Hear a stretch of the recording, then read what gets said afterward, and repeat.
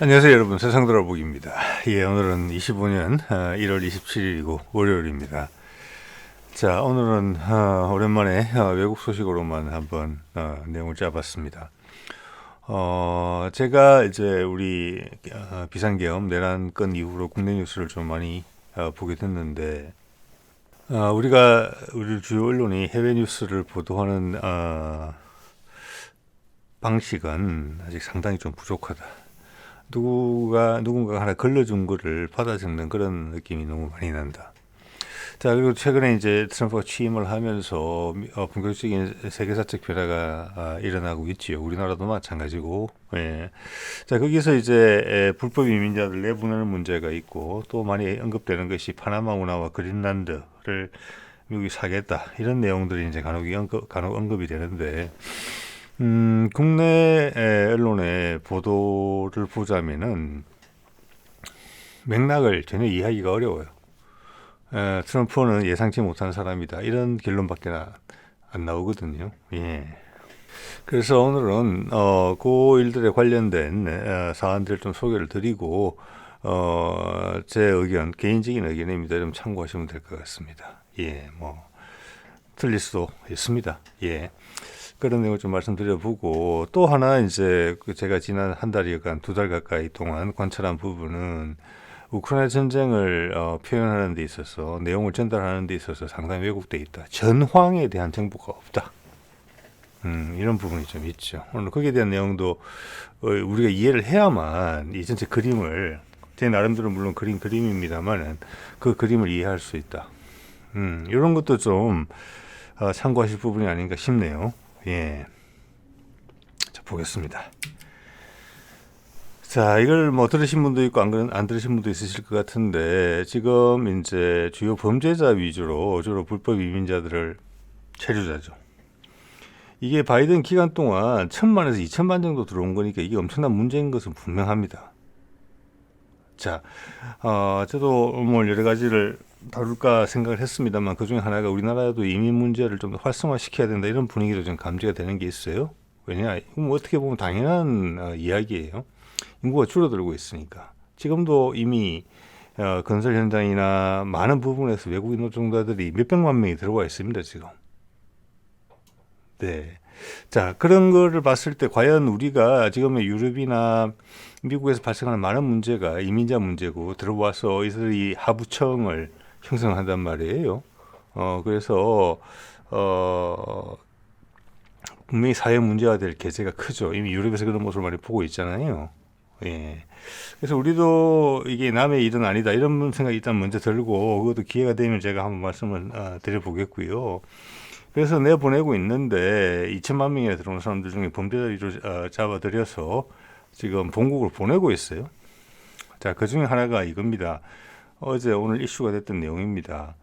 콜롬비아라는 나라가 있습니다. 베네수엘라 옆입니다. 예, 남미의 파나마 운하 바로 밑에 있는 콜롬비아입니다. 거기에 C-17이라는 큰 수송기, 그림에 보시는 거, 이 두 대를 동원을 해서 콜롬비아로 실어 날리려고 했어요. 갔는데 트럼프 측의 주장에 따르면은 오케이 해놓고 막상 콜롬비아로 들어갔더니 착륙을 불허해서 돌아왔다. 이래서 트럼프가 노발대발한 거죠. 그래서 바로 엄청난 관세를 때리겠다. 그리고 비자 발급 정도는 한다. 공무원들, 콜롬비아 공무원들 미국 올 수 없다. 이런 이제 강력한 압박을 시행을 했거든요. 그런데 뭐 한두 시간 지나지 않아서 이런 답변이 나왔습니다. 콜롬비아가 항복했습니다. 예. 이 백악관 보도자료죠. 예. 자, 콜롬비아 정부가 트럼프가 제시한 조건을 모두 수용하기로 동의했다. 예. 그리고 콜롬비아 출신의 불법 체류자들 제한 없이 받아들이겠다고 이야기했다. 자, 처음에 이걸 했을 때 콜롬비아 대통령 측에서 착륙을 불허한 이유는 수송기, 한 80명 정도 됐던 것 같아요. 두 대. 우리 국민들을 범죄자 취급해서 막 묶어서 수송기로 짐짝처럼 싣고 오니까 안 된다. 인격적인 대우를 해달라. 우리가 대통령 전용기를 보내겠다. 이런 식으로 이제 무마를 하려고 했는데 이 내용에 보시는 것처럼 트럼프의 모든 제안 조건을 받아들이기로 동의했다라는 부분으로 봤을 때는 계속 군 수송기로 실어서 보낼 것으로 보여요. 이거는 메시지죠. 민항기를 사용하는 것보다 군 수송기를 통해서 이동시키는 게 단가가 더 비싸다는 이런 보도 내용이 미국 측에서 나오고 있거든요. 즉 이것은 뭐냐면 어떤 메시지가 실려 있다는 거예요. 메시지가. 예. 지금 이제 군사적 개입의 가능성에 대해서 이야기를 하는 것이고, 미국의 해병대가 지금 지금 미국 남부 지역의 그 경계선에, 국경선에 지금 배치가 되고 있잖아요. 자, 이거는 많은 부분 뭐냐면은 이런 이민자들, 불법 체류들이 생긴 큰 이유 중에 하나가 중미 국가들에 있어가지고, 그 중남미 국가들에 있어서 정정이 불안정해져서 그랬던 거거든요. 예, 거기는 미국의 뒷마당이었기 때문에 미국에 해를 끼친다는 내용이 조금이라도 있을 때는 가서 이렇게 수습거렸단 말이에요. 중동에서 리비아 같은 데 그렇게 하듯이, 시리아 같은 데서 그렇게 하듯이. 그리고 다른 나라에서 그렇게 하고 싶겠죠. 상당히 좀 만만했으면은. 그 결과 나라가 불안해지고 경제가 망가지니까 다 미국으로 온 겁니다.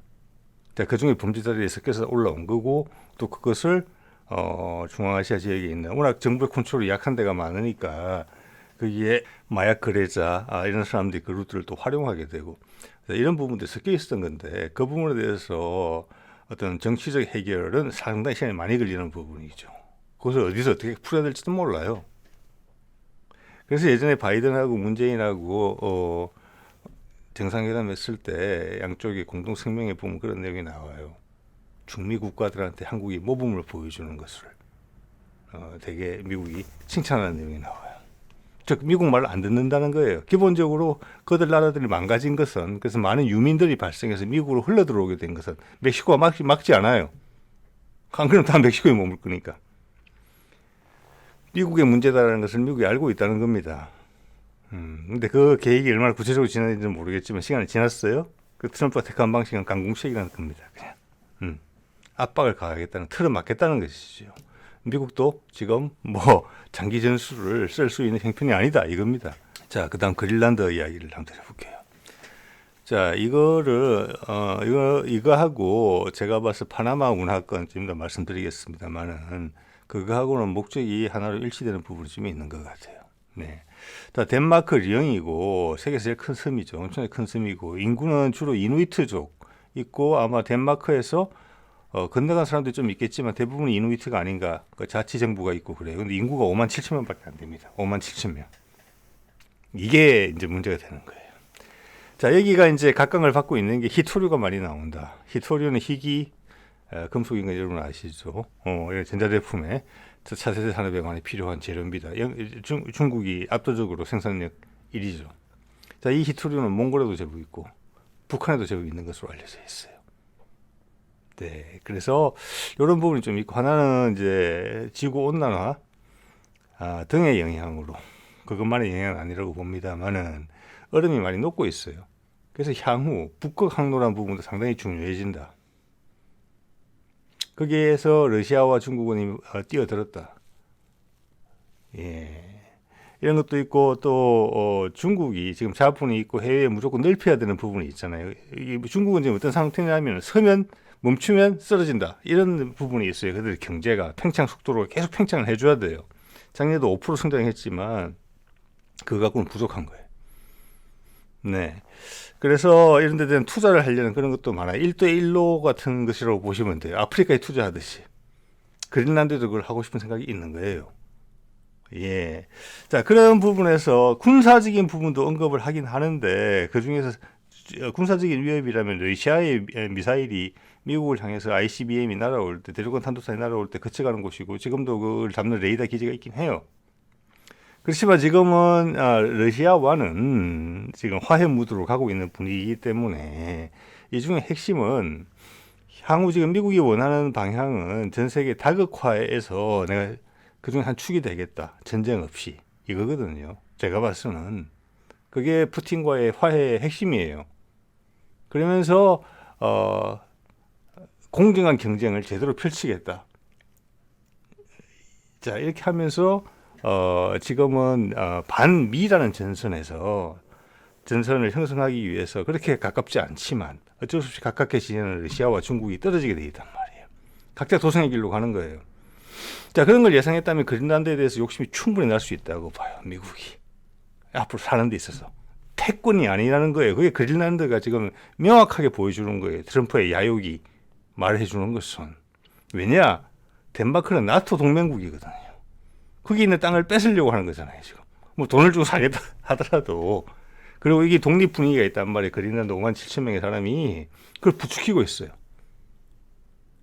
그래서 지금까지 패권, 미국의 패권에 기댄 나토의 패권, 유럽에서의 그런 질서체제는 미국의 미래에 도움이 안 된다라고 트럼프가 몸으로 보여주고 있는 거예요.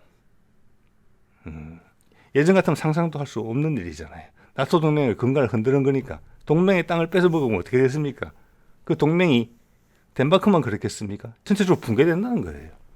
나토가 붕괴된다는 거예요. 이 말은 트럼프의 생각에는 제가 여러 차례 말씀드린 것처럼 향후 전망, 그건 뭐 제 전망이 아니고 세계 전문가들의 전망입니다. 우리나라에 소개되지 않는 나토는 붕괴된다는 거예요. 우크라이나에서 러시아와 미국이 화해를 하게 되면.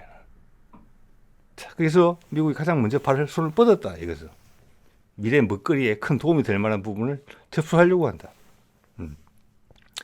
자, 이 비행기는 트럼프의 아들이 이달 초에 타고 간 비행기라고 합니다. 그러니까 대통령 되기 전에 상당히 많은 관심과 압박을 넣고 있다고 봐야 돼요. 여기에 가서는 독립 분위기를 수석거렸다고 봅니다. 예, 왜냐? 중국이 여기 수석거릴 수 있는 것도 돈으로 투자하겠다는 거거든요. 네. 그렇지만 중국은 적진 한가운데가 사는 것이기 때문에 불리해요. 자, 그래서 이런 부분이 지금 크다. 그래서 이것을 트럼프가 여기서 바라는 것은 그린란드를 뭐 미국이 한 주로 삼겠다. 장기적으로는 모르겠지만 단기적으로 그 욕심까지 내지는 않는다고 봅니다. 자, 여기 보시면은 이제 금속 자원을 많이 가지고 있는 것으로 되어 있습니다. 예, 히트로도 많이 있고요. 예. 그리고 북극 항로에 있어서 중요한 부분이다라는 부분이 있고 러시아와의 군사적 대치점에 있어서도 중요한 방어막이다. 라는 이유도 성립이 되는데 저는 그것은 현재는 비중은 떨어진다고 봅니다. 자, 이 슬라이드가 왜 트럼프가 욕심을 내는지를 보여주고 있어요. 자, 인구 5만 7천 명밖에 안 돼요. 근데 그 중에 1년에 덴마크에서 지원받는 돈이 5억 달러 정도 지원을 받아요. 5억 달러면 우리 돈으로 지금 환율로 하더라도 7천억 정도밖에 안 되는 돈이거든요. 근데 그게 인구가 5만 7천 명밖에 안 되기 때문에 그린란드 자치정부 예산의 50%가 넘는데요. 전체 GDP의 20%예요. 즉 이것은 뭐냐면 덴마크에서 먹여 살린다는 거예요. 5만 7천 명을 기본적으로는. 그래서 내 품속에 있어라, 품속에 있어 이렇게 한다는 거예요. 자, 이 말은 뭐냐면은 미국이 와가지고 여기서 난 니한테 1억 달러 줄게. 어차피 독립하려는 지금 움직임이 있기 때문에. 즉 그린란드는 몸값을 막 올릴 수 있는 여건이 된 거예요. 자, 단지 미국 영의로 갈아탄다. 이게 너무 이상하다 하면 왜냐면 굳이 독립을 해가지고 그쪽으로 넘어가기는 보기가 그렇잖아요. 그러면 다른 방법으로 미국의 영향권 내에 들어간다. 미국의 투자를 유치한다. 거기서는 아까 희귀금속도 있고 항로 부분도 있는 거니까 그 총합에서 지금 상대적으로 조그만 나라인 덴마크가 제시할 수 있는 1년에 7천억보다는 훨씬 많은 것을 생각할 수 있다. 즉 독립을 부추기려고 있어요 지금. 그러면 훨씬 더 나아진다는 거예요. 그러니까 독립하면 먹고 살기가 나아진다는 거예요. 왜? 이 사람 투표로 결정하는 거거든요. 그래서 이게 되게 실제적인 거다. 이것은 어차피 그린란드는 그런 방향으로 갈 거다. 그러려면 내가 먹겠다. 여기서는 중국이 투자를 해서 중국으로 쏠려고 하는 것보다 분명히 중국도 비슷한 작업을 하고 있을 거거든요. 저는 그게 핵심이라고 봅니다. 값도 싸네. 독립도 하고자 한다네. 우리의 이해관계에 중요한 것도 많이 묻혀있네. 향후 빙하가 녹아가고 있는 북극 항로에 우리도 발을 들여놓을 수 있겠어. 이렇게 된다고 보시면 돼요. 즉 핵심은 패권 사회에서 다극화 사회로 가면서 각자 경쟁력을 확보해야 된다. 이제 각자 도생이다. 나토 그걸 껍데기를 버렸다. 허울은. 네. 거기에 대한 포석을 한다. 이렇게 보인다는 말씀입니다. 핵심은 중국에 대한 견제지요. 중국이 가장 강력한 경쟁 상대니까. 중국의 대체제를 찾기 위한 많은 노력을 해요. 스스로 할 수 있는 거, 추가의 생산기지 확보, 물류망 확보, 중국이 기대지 않을 수 있는 이런 모든 전선에서 싸움은 격화되고 있다고 봅니다. 자, 그 핵심적인 것은 푸틴과 트럼프의 만남이죠. 오늘도 제가 타스 통신에 오래간만에 가서 보니까 아직 크렘린의 대변인격인 페스코프가 이야기를 했습니다. 아직 미국 측에서 만남에 대한 제안은 아직 없다. 그렇지만 긍정적인 분위기는 읽혀요. 예. 자, 이 정도에서 그린란드 말씀을 드렸고, 이거 한번 보세요. 이거 로이터에서 나온 거죠. 1월 14일 날 나온 건데, 이 제목을 굳이 약간 의역을 해보자면은, 러시아가 환영을 한다는 거예요. 트럼프가 현실 인정으로 방향을 전환한 것을 환영한다. 즉, 이 말은 우크라이나 전선에 있어서의 현실을 갖다 인정한다는 거예요. 부정하지 않고. 나를 더 이상 뭐 침략자니 어쩌고 저쩌고 이런 소리 안 한다는 거예요. 우리가 이길 수 있느니, 뭐 병력을 투입하면 뒤집을 수 있느니, 이런 소리를 안 한다는 겁니다. 트럼프는. 있는 그대로를 이건 진전쟁이라고 인정한다는 거예요. 자, 그것은 대선 기간 동안 트럼프가 보여줘 왔던 태도와 일치하는 부분이에요. 그걸 환영한다고 되어 있잖아요. 여기 보면 라프로프가 환영한다고 되어 있죠. 밑에 썸머리에 보면은. 예. 그리고 두 번째 꼭지를 보면은 트럼프가 그 평화안을 어떤 것을 낼지 우리가 한번 살펴볼 준비가 돼 있다 러시아는. 마지막에 상당히 재밌죠. 우크라이나의 안전 보장을 위해서 러시아는 여러 가지 조건들을 검토해 볼 준비가 돼 있다. 자, 그래서 미국이 러시아가 이를 환영한다는 것은 뭐 젤렌스키가 이야기하는 전쟁을 처참하게 패배하고 있는 나라가 요구할 수 있는 효준 조건이 아닌 것들을 미국도 동의한다는 거예요. 너 그건 너무 과하다 이런 식으로. 그래서 기다리고 있다는 것입니다. 자, 그 과정에서 그린란드 이야기가 나오는 거고 파나마 이야기가 나오는 거지 않습니까? 그래서 제가 그린란드 이야기의 평가를 그렇게 하는 것입니다. 예. 또한 여기서 이제 하나 지적하고 싶은 것은 국내 언론에서 보도하지 않는 우크라이나전에 대한 전황에 대한 이야기죠. 예, 물 건너 갔다는 겁니다. 예전은 계속 말씀드리고 있었습니다만은 우크라이나는 자, 그다음 파나마 운하 이야기를 드려볼게요. 이것도 지금 이제 그린란드하고 비슷해요. 제가 봤을 때는 그린란드하고 결론은 똑같아요. 여러분도 많은 분들이 동의하시라고 봅니다. 제가 슬라이드를 몇 장 보여드리면은 자, 이게 그 파나마 운하를 통해서 지나가는 배들의 70% 정도가 미국으로 오가는 배래요. 그러니까 미국의 주요 수송로예요. 해상 수송로. 자, 파나마 운하를 그치지 않으면 남미 끝을 돌아가야 돼요. 그래서 한 척당 제가 봤을 때는 뭐 6, 7, 8, 9, 10억 정도까지도 내는 것 같아요. 이거 한번 통과하는 데 있어가지고. 그렇지만 연료비와 시간을 감안하면 이게 훨씬 싸다는 거예요. 좀 기다리더라도 돈을 그만큼 내더라도. 저는 가격에 대해서는 이번에 처음 알았습니다. 이 CBS 자료를 보면서. 자, 이게 파나마 운하를 건설한 것은 미국입니다. 한 10년에 거쳐서 건설을 했고 한 40년 전에 건설했던 것 같아요. 근데 1999년에 이것을 파나마한테다가 돌려줍니다. 그러니까 파나마가 이걸로 이제 장사를 하기 시작한 거죠. 그럼 미국이 왜 이렇게 노발대발 하느냐? 미국이 딱히 크게 뭐라고 할까? 따돌림을 당한다거나 미국 배들한테 딱히 뭐 비싼 요금을 받는다거나 이렇지는 않아요. 근데 들여다보면은 트럼프가 왜 저러는지 이해가 되는 구석도 있어요. 제가 그린란드를 설명했던 그 틀을 그대로 적용을 시키면. 자, 이 가격에 대한 이야기도 참고로 한번 알아볼게요. 자, 여기 보면은 중형 크기의 탱커, 그러니까 유조선인데 지금 그림은 컨테이너 선박이네요. 28만 달러 정도 되죠. 예, 28만 달러면 뭐 우리 돈으로 30이라고 쳐도 한 4억, 4억 좀 넘는 돈이고 큰 천연가스 운반선 같은 경우는 예를 들어서 50만 달러니까 뭐 한 7억? 예. 한 뭐 8억 그 정도 된다고 봅니다. 그런데 이제 이게 작년에도 가격이 10%가 올랐는데 그리고 또 최근에는 파나마 운하를 통과할 수 있는 제한된 숫자가 있지 않겠습니까? 평균적인 숫자가 배가 그 수량의 4분의 1 정도를 경매로 가격을 결정한다고 해요. 예, 그럼 이거 4분의 1은 해당하는 분량은 내가 들어온 순서와 무관하게 빨리 보내주는 거예요. 대신에 경매로 결정을 하니까 값이 훨씬 비싸지겠죠. 자, 그래서 전체적인 요금 수익은 늘었다. 그건 기본적으로 수요가 많기 때문에 해볼 수 있는 방법이다. 이렇게 볼 수는 있긴 있겠어요. 자, 여기까지는 미국 배가 딱히 손해보는 건 없어요. 전체적으로 값이 다 오른 거니까. 예. 자, 이게 운하의 수입은 이 정도 되는 것 같아요. 전체 매출이 한 50억 달러? 그러면 우리 돈은 한 7조, 8조 정도 되고, 그 중에 이익률이 상당히 높은 편이에요. 이익률이 뭐, 한 70%가 이익이에요. 저 이익의 또 70% 정도는 국고로 바로 귀속이 되더라고요, 보니까.